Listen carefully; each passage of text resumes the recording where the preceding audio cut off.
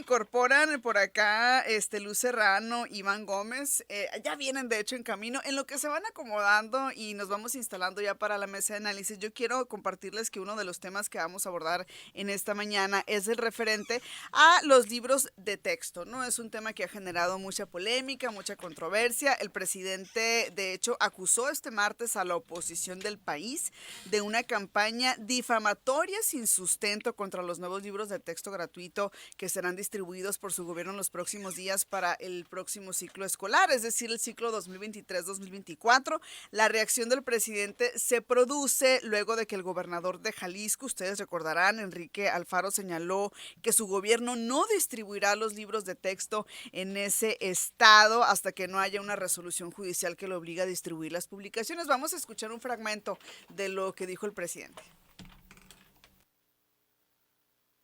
Y hubo protestas, y hubo protestas, y las encabezó el PAN.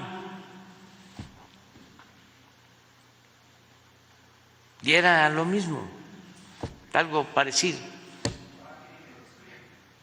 Sí, ahora el del PAN salió a decir que arranquen las hojas. Ni siquiera los han visto. ¿Y cuáles son las hojas que van a arrancar? Bueno, es mucho el atraso, mucho. Todavía, afortunadamente, no se lleva a cabo, ni creo que los padres de familia, ni los niños. Y hubo Bien, pues ahí está lo que dijo el presidente. Ya saben, la discusión, bueno, se ha generado una controversia, una discusión impresionante en todo el país, sobre todo las organizaciones estatales de padres de familia, organismos conservadores y demás que pues han dicho que no les parece. Hago un paréntesis de la bienvenida a Luz Serrano, Iván Gómez. ¿Qué tal? Buenos días, ¿cómo están? Muchas gracias, buenos días, Nidia, todo tu auditorio también. Gracias. Muy ¿Qué buenos tal? días. ¿Qué tal sus vacaciones?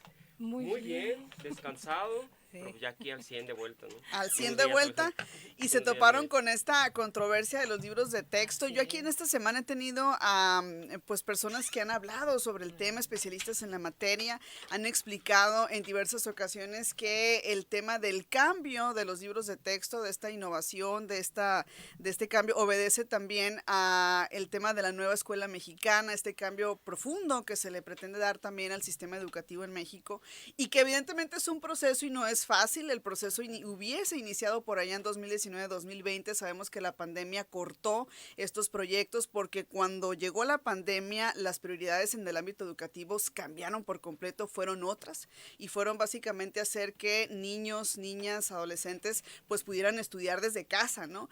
Entonces ahora se retoma el tema con toda esta controversia. Yo decía, Luz, pues vas a estar en tu mero mole, ¿no? A ver, adelante, empezamos contigo si te parece. Muchas gracias, Nidia. Pues primero destacar que ha sido, creo que una conversación muy interesante. Sí. De cara al ciclo escolar. Ya había algunas conversaciones iniciales desde hace unos, que será 6 meses atrás, que se empezaba a confabular estas conversaciones. Sin embargo, pues evidentemente estar a un par de semanas de emprender el nuevo ciclo escolar, pues es evidente que atrae la conversación.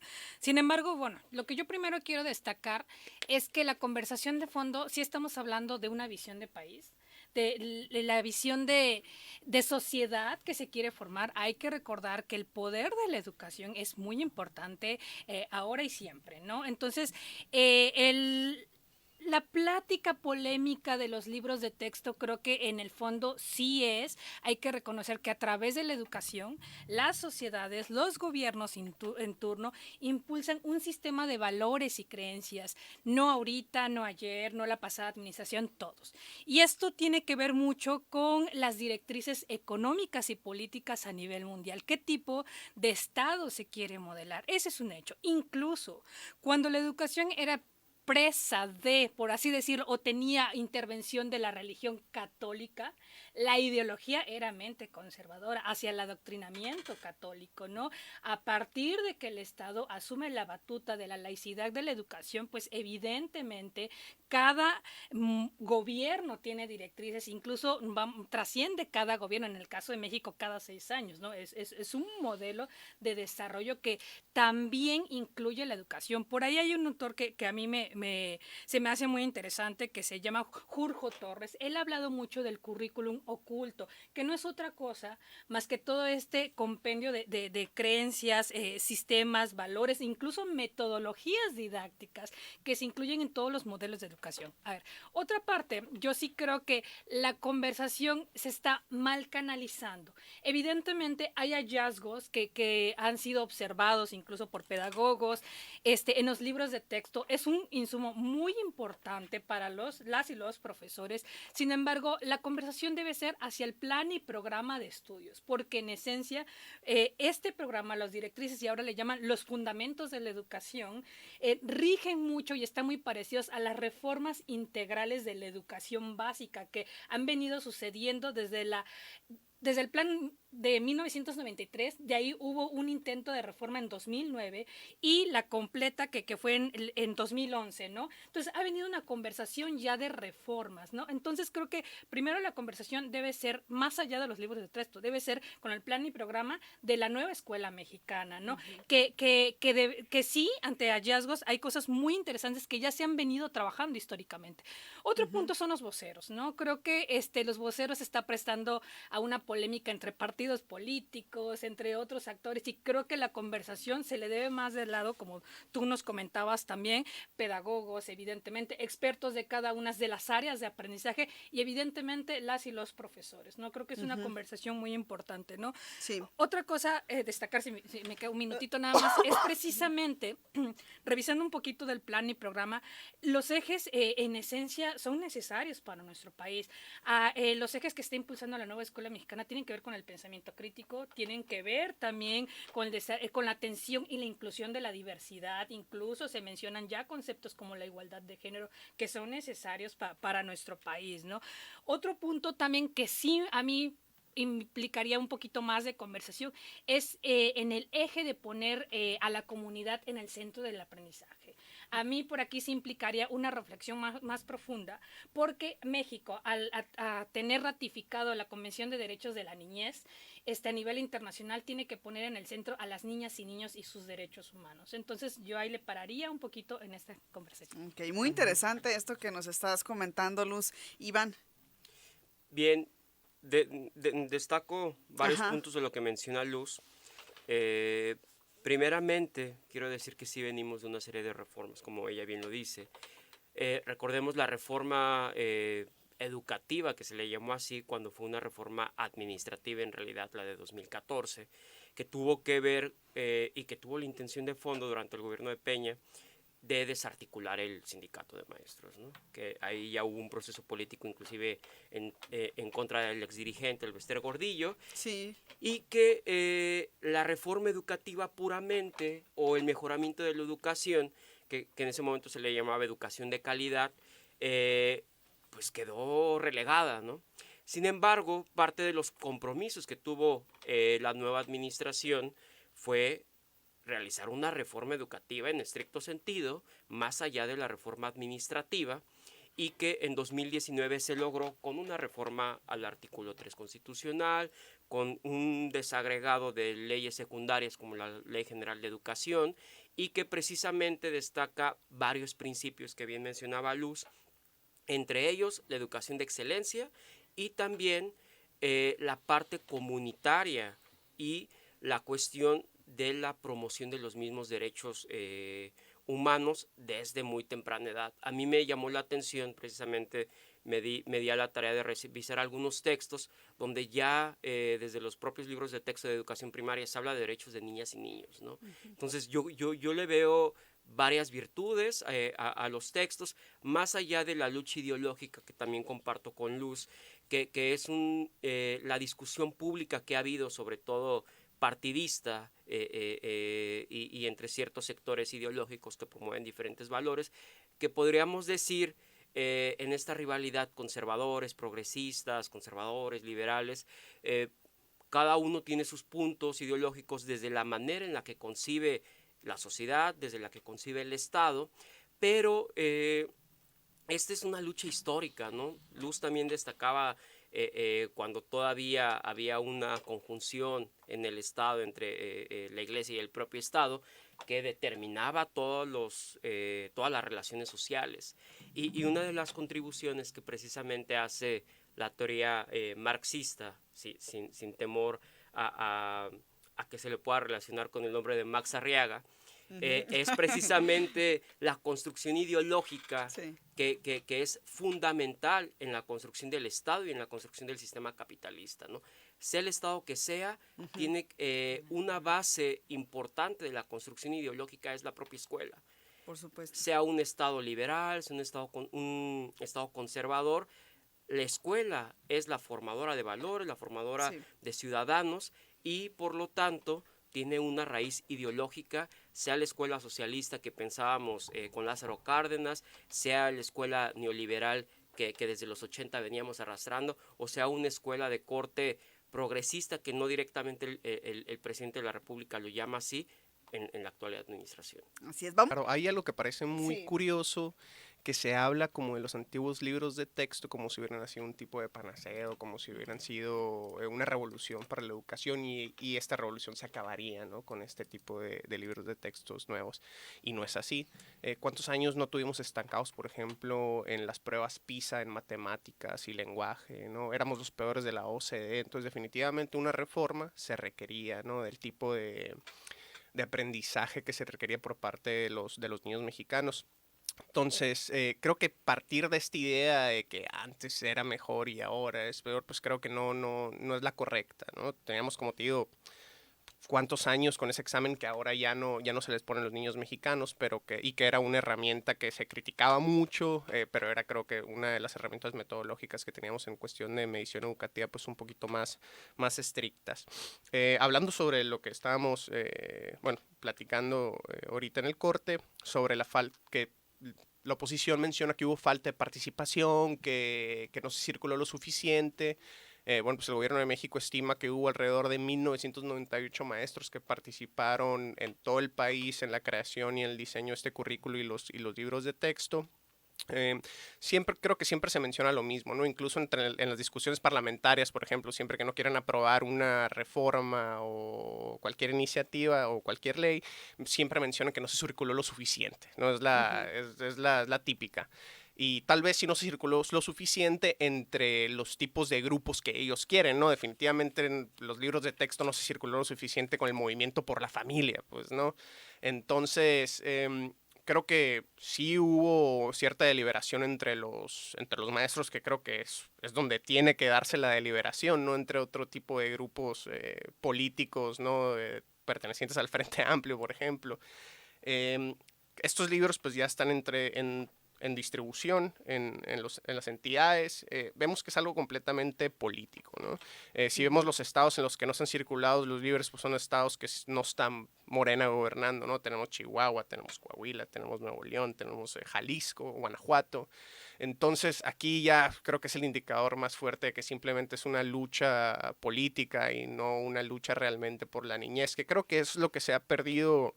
Y que no debería de ser así, Sí, además, ¿no? y creo que es lo Así que se ha es. perdido más en la discusión y se está dejando realmente el objetivo, lo más relevante dentro de todo esto, que es el interés superior de los niños y las niñas, ¿no? Claro. Creo que eso es de lo que se tiene que hablar realmente, qué es lo que les conviene a los niños. Y por otro lado, con el tema de lo de que se están compartiendo contenidos ideológicos. Siempre con este tipo de cuestiones, cuando se habla que se están ideologizando a los niños, hay que ser realistas. Díganme un currículo que no contenga ciertos tipos de ideologías. Toda educación proviene de un trasfondo ideológico, ¿no? Sea la geografía, sea la historia. La historia, por ejemplo, de la guerra de Estados Unidos-México se va a enseñar distinto en México como se va a enseñar distinto en Estados Unidos, ¿no? El proceso de colonización. Claro, se enseña diferente distinto en México y Europa, México. Es claro que va a contener ciertos aspectos ideológicos, pero esos aspectos ideológicos nacen, como mencionaba aquí la compañera Luz, de cómo queremos construir una sociedad que nos beneficie a todos. Claro. ¿No? Entonces creo que este argumento sobre que contiene cuestiones ideológicas y que no se debe adoctrinar a los niños, pues creo que es un poco inválido, ¿no? Porque cualquier tipo de aprendizaje, incluso las ciencias exactas, las matemáticas, cualquier tipo de ciencia exacta proviene de un trasfondo ideológico que requirió que se creara eso, se pensara eso, ¿no? Entonces, como lo menciono, creo que se está perdiendo realmente el punto clave, que son los niños y las niñas. Claro, ¿no? Y lo que sí creo yo es que va a seguir siendo un reto, ¿no? Es decir, la implementación no solamente o el uso o la utilización de los libros de texto, sino este modelo, la nueva escuela mexicana, que viene o que el objetivo es traer cambios profundos en el tema educativo, mejorar en ciertas áreas que ya sabemos que desde hace mucho pues México ha adolecido y eso pues representa un reto, no se va a poder tampoco cambiar de la noche a la mañana, eso definitivamente sí habría que reconocerlo, ¿no? Y hablando ahorita que decía Alejandro de política, no podemos dejar pasar el tema del Frente Amplio, ¿no? Ya están por ahí los 4, que la verdad yo pienso no hubo nada sorprendente. No hubo nada sorprendente, exactamente. Van por ahí Beatriz Paredes, Xochitl Gálvez, Santiago Krill, de la Madrid, pasan pues a la siguiente etapa. A ver, Iván, cuéntanos tu punto de vista sobre esto. Pues, como bien dices, o sea, no hay nada sorprendente. Sin embargo, yo destaco un punto y que el gran ganador, y me sorprendería que finalmente el candidato o la candidata viniera del PRI, ¿no? Por otro lado, a pesar de que el PAN es la primera fuerza de oposición política, la puntera en el número de firmas de apoyo no es ni siquiera apoyada por la estructura política panista, que es Xochitl Gálvez, ¿no? Entonces, me llamaría la atención eso, que en primer lugar, quien fuera la candidata finalmente no proviniera directamente de la estructura política principal de oposición, ¿no? Y en segundo lugar, porque Beatriz Paredes en los números salió después de ella, pues que finalmente la candidata fuera Beatriz Paredes, ¿no? Entonces, eso de alguna manera sería un golpe político para el Partido Acción Nacional y para Marco Cortés, ¿no? Sin embargo, y ya es una intuición, pero que se ha caminado mucho en esa dirección, no veo una gran posibilidad de que Xochitl Gálvez sea candidata. ¿Por qué? Porque una cosa es la movilización para la firma, pero otra cosa ya es el proceso de movilización para las encuestas, ¿no? Donde ahí ya tiene mucha cabida la movilización de las estructuras políticas, que si tiene control Marco Cortés, que si tiene control Alejandro Moreno Cárdenas, en su caso el PRD, que ahí fue otra de las cosas que llamó mucho la atención, que ninguno de los aspirantes propuestos por el PRD logró pasar a la segunda fase, ¿no? Entonces, ya veremos pues qué juego ocupan los líderes partidistas, pero yo sí veo de alguna manera una capacidad de movilización importante dentro de la política interna del PRI, que a final de cuentas ya lo veíamos como marginado, como excluido, y que tenía una posición muy tenue. Sin embargo, al tener el segundo lugar entre los punteros, se me hace una posición importante, ¿no? Pues está interesante esto que compartes, Iván. Luz, no sé si estés por ahí de acuerdo. Sí, bueno, yo tengo, a mí sí me sorprendió de los suspirantes que finalistas fue precisamente Beatriz, o sea, Paredes, porque de alguna manera no se esperaba, ¿no? Algunos ya la consideran como una política veterana incluida en el contexto del PRI. Estoy hablando solamente de lo que se conversa, así como, ¿no? Que la sacaron de repente. De repente resurgió y de repente resurgió de las cenizas, como a la de Fénix. Y hasta en redes sociales, creo que Xochitl puso así como de que ya nos quieren madrugar, ¿no? Métanle más firmas, un poquito como que esta conversación interesante, ¿no? Yo sí creo que en esto se pone de juego incluso entre PAN y el PRI una competencia de quién tiene más capacidad de operar estructuras políticas. políticas, ¿no? Lo cual es delicado porque sí también puede terminar como lo que sucedió con el PRD, ¿no? En la fractura más de por sí del Frente Amplio, ¿no? Que sí es un hecho. También el mensaje del PRD, las tomas de decisiones, el bloquear, es un mensaje político de alguna manera, ¿no? Que mencionaba Mancera, incluso también Silvano, ¿no? Que 15 minutos antes de cerrar los conteos les dijeron que ya no. Sin embargo, es muy interesante. Se justificaba de que no tenían las 150,000 firmas en 17 estados, ¿no? Que era parte de los requisitos, ¿no? Pero yo sí creo, la observación principal que aquí yo tengo es precisamente, sí tiene que ver mucho con las estructuras políticas. Sin embargo, creo que igual, ¿no? Sigue la conversación. Si la puntera, quien tuvo en más de un 90% el total de sus firmas, que fueron más de 500,000 firmas para Xóchitl Gálvez, realmente será la candidata que se decida, ¿no? Que se vea en lo concreto que representa al frente. Sí. Ha habido incluso varias conversaciones de manera muy breve, Jorge Luis Preciado, ¿no? Donde comentan que no es la candidata de los panistas en este caso, ¿no?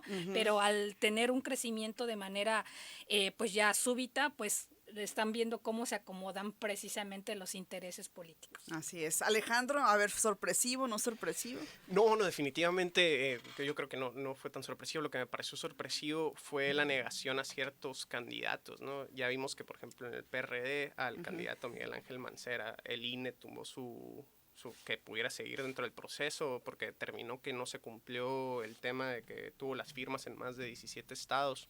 Entonces, eso para mí me pareció sorpresivo, que mínimo no le dieran al PRD la posibilidad de poder seguir dentro del proceso, ¿no?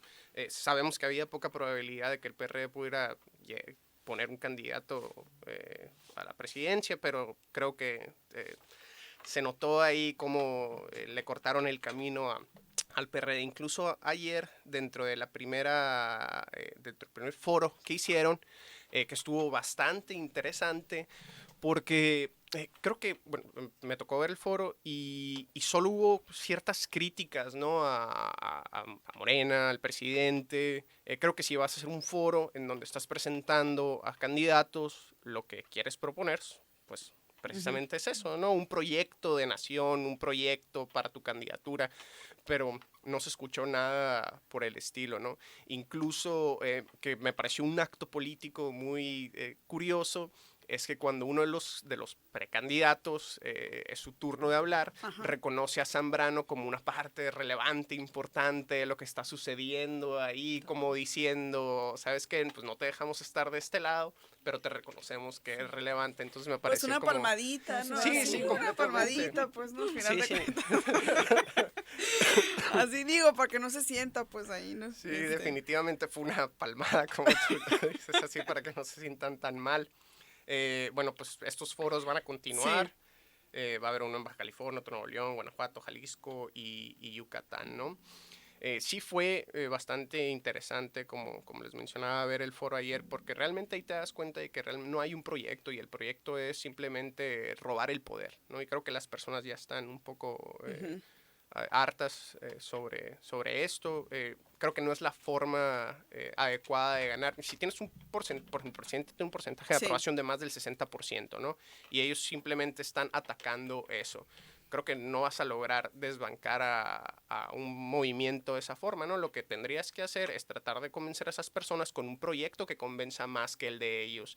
Pero pues si solamente atacas algo que ya está más que aprobado por la población, pues nunca vas a poder obtener un porcentaje que te lleve a la presidencia. Y yo creo que el hecho también de que más personas abandonen estos partidos también y que se vayan sumando y que vayan inconformándose con el proceso a medida que avanza, pues también a la gente lo que le dice es que pues no hay unidad, que está pues completamente desorganizado. Es muy complicado, es muy complejo. Vamos a la reducción de la pobreza en México, este anuncio que se hace de acuerdo a Coneval, que ya saben es quien se encarga además de hacer estos análisis, cada 2 años hace análisis profundos sobre el tema de la pobreza en nuestro país y hay datos muy interesantes sobre la reducción de la pobreza, sobre el número de personas que han pasado o que han dejado por por ejemplo, de estar en pobreza extrema y demás. Y obviamente también se analizan acá las aristas y todo lo que ha contribuido a que esto sea posible, ¿no? Entonces, vamos a iniciar, sin duda es todo un tema muy, pero muy importante. Iniciamos, Alejandro, contigo. A ver, ¿qué opinas sobre este tema? Está Sí, interesante. ¿Y qué rescatarías también sobre esto, sí, no? claro, creo que valdría la pena primero hablar sobre cómo se mide la pobreza aquí en Ujú. México, porque realmente la medición de la pobreza varía entre país y país. Por ejemplo, no sé, los países europeos siempre lo miden solamente por ingresos, ¿no? Ponen una línea de ingresos, si estás debajo de ese umbral de ingresos, pues ya te encuentras en la pobreza.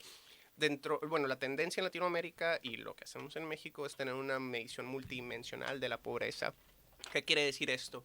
Que definitivamente se miden distintos, como dice la palabra, dimensiones, y si te encuentras por debajo de estas dimensiones, pues ya se considera que estás dentro de la pobreza. En el caso de Coneval específicamente, tenemos la pobreza por ingresos y tenemos otros 6 conceptos, ¿no? Que es el rezago educativo, carencia por acceso a servicios de salud, carencia por calidad y espacios de la vivienda, carencia acceso a la seguridad social, servicios básicos de vivienda y alimentación nutritiva, ¿no? Entonces se considera que una persona se encuentra dentro de pobreza moderada si está por debajo de la línea de ingresos y contiene una carencia, ¿sí? Ujú. Y en el caso de la pobreza extrema es si se encuentra debajo de esa línea de ingresos y múltiples, ¿sí? Dimensiones. Entonces, lo relevante de esto es que en el caso, o creo que lo más importante a rescatar, es que nunca había existido tan poca pobreza extrema en el país desde que hay mediciones de Coneval. Ujú. Entonces, llegamos a un 12.1% de pobreza extrema, que aún así es una pobreza extrema, son muchas personas, pero igualmente es el porcentaje más bajo que tenemos registrados. Ujú. Entonces, en el caso de la pobreza por ingresos del 2016 de tener un 50.6%, ahora tenemos un 43.5%. Entonces vemos que desde el sexenio pasado a este sexenio, pues tuvimos una reducción considerable, ¿no? Alrededor del 7%, Ujú. que la verdad que hubo muchas críticas, y ya lo hemos mencionado dentro de este foro al inicio, sobre los programas sociales de Andrés Manuel López Obrador, que consisten en transferencias sociales no condicionadas. Los primeros 2 años, e incluso por parte de algunos economistas especialistas en el tema de transferencias sociales y política social, hubo unas críticas sobre la distribución de cómo se estaban dando los programas sociales, que eran un poco regresivos, ¿no? Al hecho de universalizarlos, hubo un problema de distribución ahí que afectó a los deciles más bajos y benefició a los deciles más altos. Creo que específicamente esto se debe sobre las pensiones, ¿sí? Ya que Ujú. cualquier persona adulto mayor podía cobrar la pensión, pues ya no importaba realmente el ingreso que esta persona obtenía por fuera de las transferencias sociales, sino que simplemente podía acceder. Ujú. Entonces, Sí. creo que esto se debió a que no había la información suficiente todavía, o que no estaba suficientemente circulada para que la población acudiera a las instancias correspondientes para reclamar su derecho, ¿no? Para reclamar su pensión. Actualmente pues ya pasó bastante tiempo, entonces ya Sí. las personas ya saben a dónde ir, con quién acudir, Ujú. cuándo les llega la pensión. Entonces ya se hizo una redistribución natural, llamémosle, y ahora vemos con la nueva medición de pobreza del 2022 por parte de Coneval que un impacto enorme sobre la pobreza. Creo que como el subgobernador del Banco de México lo mencionó en uno de sus tweets, creo que sería mezquino no reconocer realmente el impacto que hubo en materia de pobreza en México en este sexenio. No tenemos nada que criticar sobre ese tema de la pobreza. Hubo algunos temas ahí sobre alguno de las dimensiones, por ejemplo, sobre el impacto en el rezago a los accesos a servicio de salud, que creo que ha sido lo más criticado por parte de algunos especialistas. La verdad que hubo un aumento en el tema del el rezago de la salud, pero en general Sí. realmente fue enorme lo que se ha estado haciendo en materia de pobreza aquí en Y México. cuidar eso que se está haciendo, seguir haciéndolo, y que continúe todas estas acciones que han Sí, contribuido a la reducción de la pobreza. Me parece que claro. también ahí es un reto, ¿no, Iván? Sí. Y considero que este resultado viene a Sí. traernos una reflexión sobre la política social en estricto sentido, ¿no? Al final de cuentas, el resultado que tuvimos en materia de reducción de la pobreza, tanto la pobreza en general, la pobreza moderada y la pobreza extrema, bueno, la pobreza extrema sí hubo una cercanía con 2016, pero en el caso de la pobreza moderada está en el mínimo histórico, ¿no? Desde que se empezó a medir la pobreza a través de Coneval en 2004, o sea, estamos en el mínimo histórico en pobreza moderada, ¿no? Entonces aquí viene a colación el impacto positivo que han tenido los programas sociales que conforman la política social actual, ¿no? Y tras un proceso que tuvimos, un periodo que tuvimos con la pandemia, que tuvo efectos negativos en la salud, en los ingresos, en la educación, pues creo que venimos a reforzar el bienestar de las familias. Y yo destacaría ahí 2 puntos que sí vale la pena trabajar, sobre todo en las carencias sociales, porque si bien hubo una reducción en la pobreza, en cuanto a las carencias, como hace un momento lo mencionaba Alejandro, sí hubo un aumento, ¿no? Sobre todo en el tema de salud, que ese sí es un foco rojo, donde la cantidad de personas sin acceso a los servicios aumentó gradualmente alrededor de 20 millones de personas.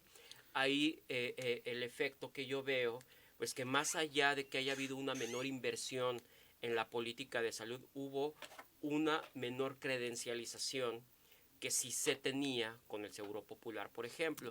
Okay. Sin embargo, ahí yo veo, y a pesar de la lucidez que se le ha querido dar al Seguro Popular, a la inversa, en Seguro Popular hubo una mayor credencialización, pero no hubo una inversión en salud que de alguna manera atendiera a ese gran número de personas que estaba credencializando, ¿no? Entonces, también ahí estaríamos hablando de una maquillación de cifras que hubo en ese momento, a pesar del éxito que se ha querido vender de la política de salud de ese momento, ¿no? Muy bien. Luz, para cerrar ya, nos quedan 2 minutitos. Pues yo creo que es evidente, ¿no? El reconocimiento que hay, creo que es un logro muy destacable de la política social, de la visión de la política social también y de la construcción de un estado de bienestar, ¿no? Y me lleva a esta conversación que ha habido mucho, el que si el crecimiento te lleva también a desarrollo, etcétera, pues ya nos dimos cuenta que para lograr un crecimiento que reduzca las brechas de desigualdad necesitamos impulsar políticas sociales, ¿no? Que se canalicen las personas más pobres, ¿no? Eso es algo muy importante, incluso respecto a las carencias, 4 de ellas tuvieron reducciones, ¿no? En porcentajes también históricos. También ya lo comentó Iván, ¿no? Pues la puntualización que hay en la cuestión de la carencia social por acceso a servicios de salud, ¿no? Es algo que yo destacaría y que tiene que ver con toda esta transformación del sistema de salud que ha pasado del Seguro Popular al INSABI y hoy al IMSS Bienestar, ¿no? Aquí sí creo que invita a la reflexión de las autoridades en materia de salud a, de alguna manera, trasladar y que eso se traduzca en bienes y servicios para la población. Hay que recordar nada más que el Seguro Popular era una política de financiamiento, no tenía como objetivo construir infraestructura de salud ni tampoco ingresar a mayores profesionales de la salud, ¿no? Con el INSBI y con el INSABI se trató de hacer, sin embargo, bueno, ya sabemos que por ahí ha quedado eliminado y ahorita con el INSS Bienestar, por eso es lo que se quiere hacer, ¿no? Que a través de el fondo en el ramo 47, si no me equivoco, es donde tiene que haber una bolsa, tanto para crear infraestructura de salud, crear también el pago de los profesionales de la salud. Entonces creo que, primero, destacar los logros que no había sido registrado desde que lleva este estudio de la pobreza, que es muy importante del Coneval. Hay que destacar también la reducción que hubo en las otras carencias sociales, incluida la de seguridad social, que es la que tiene mayor concentración de personas en pobreza, ¿no? Y sí atender con urgencia, ¿no? La carencia en atención a la salud. Es lo que yo destacaría. Y un poquito nada más, la pobreza en niñas y niños, yo no dejaría atrás, porque cuando desglosamos las poblaciones de atención, la población de atención, perdón, vemos que niñas y niños, y sobre todo en primera infancia, es donde hay mayores vulneraciones por acceso a servicios y bienes. Así es, muy interesante porque además se destacan los logros, pero también ahí los retos, ¿no? Que hay en ese sentido. Es decir, hay que reconocer lo que se está haciendo, lo que se ha hecho, pero hay que ver hacia adelante, ¿no? Lo que sigue, lo que falta. Muchísimas gracias, como siempre, por acompañarnos en esta mesa de análisis. El próximo viernes nos vemos.